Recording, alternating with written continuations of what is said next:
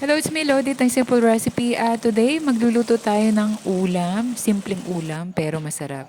Sa isang pan, maglagay tayo ng cooking oil. At kapag ito ay mainit na, pwede na natin igisa yung bawang. At isunod na rin natin yung sibuyas. Pagkatapos, ilagay na rin natin yung ground pork. At haluin lang natin siya. At ngayon, maglagay tayo ng soy sauce. Yung konti lang. At pagkatapos, isunod na rin natin yung hiniwa ko na patatas. Yung pack cubes ang hiwa. Ilagay na rin natin yung ground pepper at yung salt.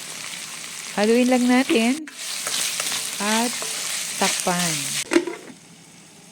At pagkatapos, ilagay na rin natin yung calamansi juice.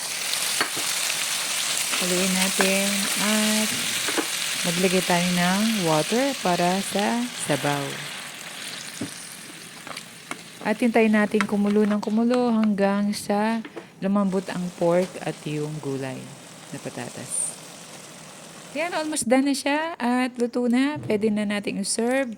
At yan, ilalagyan natin sa lalagyanan. Subukan nyo siya at napakasimple lang pero masarap siya. Pwedeng-pwede, abot lang sa budget.